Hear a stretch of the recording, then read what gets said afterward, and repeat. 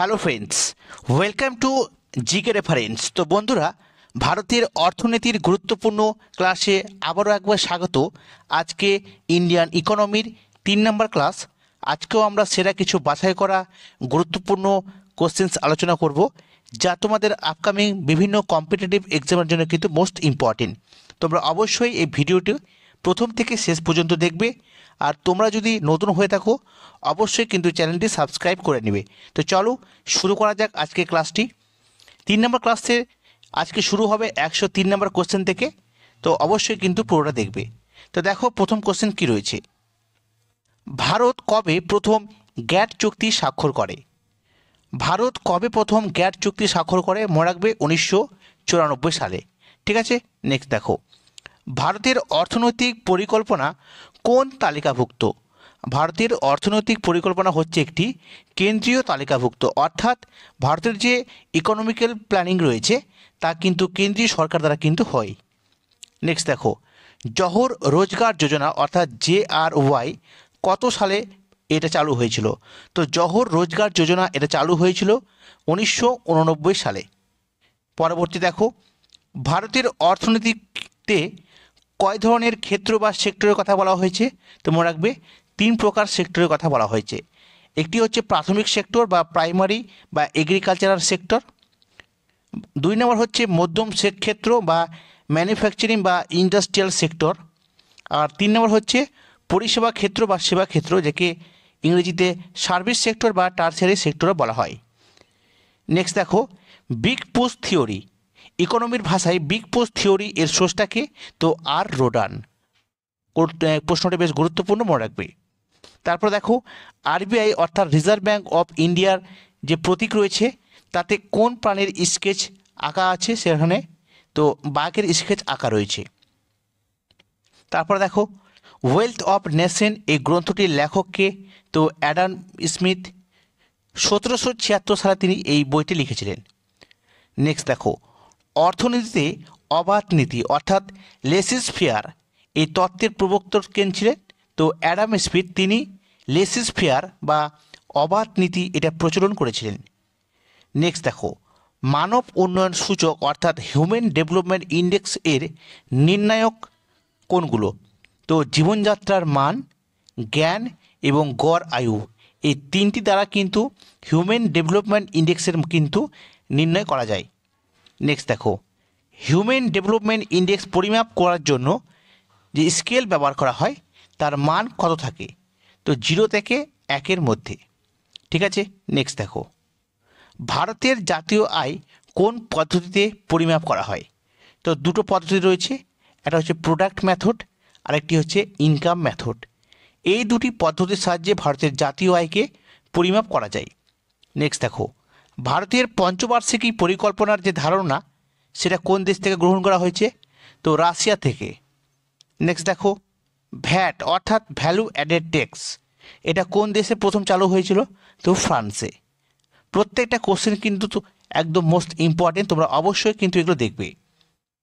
তারপর দেখো, প্রাইমারি সেক্টরের মধ্যে কোন কোন জিনিসগুলো পড়ে?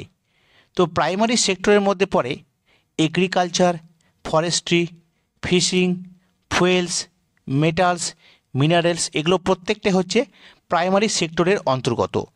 আর সেকেন্ডারি সেক্টরের মধ্যে রয়েছে টেক্সটাইল, কেকস, অটোমোবাইলস অর্থাৎ যে ইন্ডাস্ট্রিয়াল বা ম্যানুফ্যাকচারিং যে ব্যাপারগুলো রয়েছে সেগুলো। আর টার্সিয়ারি সেক্টরের মধ্যে রয়েছে education, banking, insurance, transportation, tourism, এগুলো যেখানে মানুষের সেবা সংক্রান্ত বিষয় রয়েছে। নেক্সট দেখো, প্ল্যান্ট ইকোনমি ফর ইন্ডিয়া। ঠিক আছে, প্ল্যান্ট ইকোনমি ফর ইন্ডিয়া এই বইটির লেখককে? তো এম বিশ্বেশ্বরাইয়া তিনি 1934 সালে প্ল্যান্ট ইকোনমি ফর ইন্ডিয়া এই গুরুত্বপূর্ণ গ্রন্থটি কিন্তু লিখেছিলেন। নেক্সট দেখো, ন্যাশনাল প্ল্যানিং কমিটি কত সালে গঠিত হয়? ন্যাশনাল প্ল্যানিং কমিটি এটা 1938 সালে গঠিত হয়, আর এটা গঠন করেন জওহরলাল নেহেরু। নেক্সট দেখো, সর্বোদয় পরিকল্পনার স্রষ্টা কে ছিলেন? তো জয়প্রকাশ নারায়ণ তিনি 1950 সালে সর্বোদয় পরিকল্পনা কিন্তু তৈরি করেছিলেন। নেক্সট দেখো, কোন পঞ্চবার্ষিকী পরিকল্পনায় সাস্টেনেবল ডেভেলপমেন্ট এর উপর কিন্তু গুরুত্ব দেওয়া হয়েছিল। সাস্টেনেবল ডেভেলপমেন্ট এর উপর গুরুত্ব আরোপ করা হয়েছিল নবম পঞ্চবার্ষিকী পরিকল্পনার সময়। ঠিক আছে, নেক্সট দেখো মিড ডে মিল প্রকল্প, যা 1995 সালে 1995, ঠিক আছে, মনে রাখবে। মিড ডে মিল প্রকল্প কত সালে চালু হয়? 1995, ঠিক আছে। তো এই যে 1995 সালের মিড ডে মিল প্রকল্পটি চালু হলো, তো এটা কোন পঞ্চবার্ষিকী পরিকল্পনায় গৃহীত হয়েছিল? তো মনে রাখবে অষ্টম পঞ্চবার্ষিকী পরিকল্পনায়। তারপরে দেখো পরবর্তী কোশ্চেন, পশ্চিমবঙ্গে অপারেশন বর্গা কত সালে চালু হয়? পশ্চিমবঙ্গে অপারেশন বর্গা এটা চালু হয় 1978 সালে, মনে রাখবে, বেশ গুরুত্বপূর্ণ কোশ্চেনটি। তারপরে দেখো ওড়িশার রাউরকেল্লা, তারপরে এই যে রয়েছে ওড়িশার রাউরকেল্লা, সেটা স্টিল প্ল্যান্ট, সেটা কোন দেশের সহযোগিতায় কিন্তু গঠিত হয়েছিল? তো মনে রাখবে জার্মানির সহযোগিতায় গঠিত হয়েছিল। তারপরে ছত্তিশগড়ের ভিলাই স্টিল প্ল্যান্ট, এটা রাশিয়ার সহযোগে তৈরি হয়েছিল। তারপর পশ্চিমবঙ্গের যে দুর্গাপুর স্টিল প্ল্যান্ট রয়েছে, এটা কিন্তু ব্রিটেনের সহযোগিতায় কিন্তু তৈরি হয়েছিল। এই তিনটি গুরুত্বপূর্ণ স্টিল প্ল্যান্ট কিন্তু বেশ ইম্পর্টেন্ট এবং পরীক্ষাতে আসে যে কোন দেশের সহযোগিতায় তৈরি হয়েছিল, তো অবশ্যই এটা মনে রাখবে। নেক্সট দেখো ভারতের যে শেয়ার মার্কেট রয়েছে, ভারতের যে শেয়ার মার্কেট রয়েছে, তো এটা কোন সংস্থা পরিচালনা করে? তো সেবি, ঠিক আছে।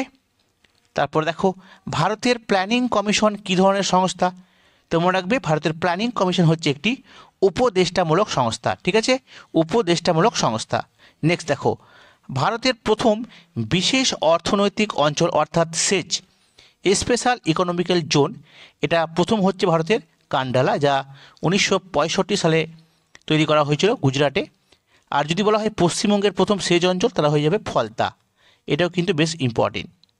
নেক্সট দেখো ভারতের কোল ইন্ডিয়া লিমিটেড কত সালে গঠিত হয়? 1975 সালে কোল ইন্ডিয়া লিমিটেড গঠিত হয়। তারপর দেখো ভারতের বৃহত্তম পাবলিক সেক্টর ব্যাংকের নাম কি? তো স্টেট ব্যাংক অফ ইন্ডিয়া, এটি হচ্ছে ভারতের বৃহত্তম পাবলিক সেক্টর ব্যাংক। আর যদি বলা হয় ভারতের বৃহত্তম প্রাইভেট সেক্টর ব্যাংক কোনটি? তো আইসিআইসিআই ব্যাংক, ঠিক আছে, আইসিআইসিআই, এর আই হবে ব্যাংক, ঠিক আছে। নেক্সট দেখো ব্যাংকার অফ ব্যাংকস, সমস্ত ব্যাংকের ব্যাংক কাকে বলা হয়?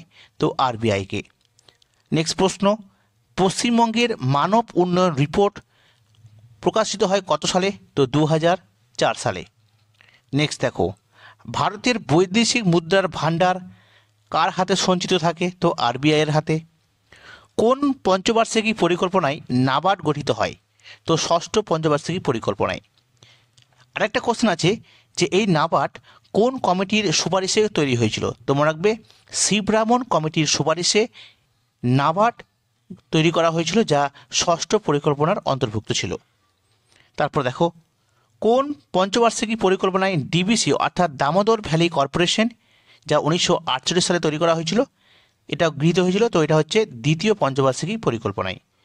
নেক্সট দেখো শিল্পের জন্য যে সংস্থাগুলি ঋণ দিয়ে থাকে তাদের মধ্যে গুরুত্বপূর্ণ রয়েছে আইডিবিআই, সবচেয়ে ইম্পর্টেন্ট, তাহলে আইএফসিআই, এসএফসি, এগুলো, ঠিক আছে। নেক্সট দেখো কৃষি আয়কর সংগ্রহ করে থাকে কোন, কেন্দ্রীয় সরকার নাকি রাজ্য সরকার? তো মনে রাখবে শুধুমাত্র রাজ্য সরকার যে রয়েছে তার দায়িত্বে থাকে কৃষি আয়করটা আদায় করার, ঠিক আছে। তো মোটামুটি আজকের ক্লাসে এই ধরনের কোশ্চেনগুলো করালাম, পরবর্তী ক্লাসে আবারও করাবো। ভিডিওগুলি তোমাদের কেমন লাগছে অবশ্যই কিন্তু তোমরা কমেন্টে জানাবে। যদি ভালো লাগে তো অবশ্যই লাইক করবে, শেয়ার করবে, আর নতুন হয়ে থাকলে অবশ্যই কিন্তু সাবস্ক্রাইব করবে। তো বন্ধুরা আজকে এই পর্যন্তই, পরবর্তী ক্লাসে আবারও দেখা হবে। সকলে ভালো থেকো, থ্যাংক ইউ।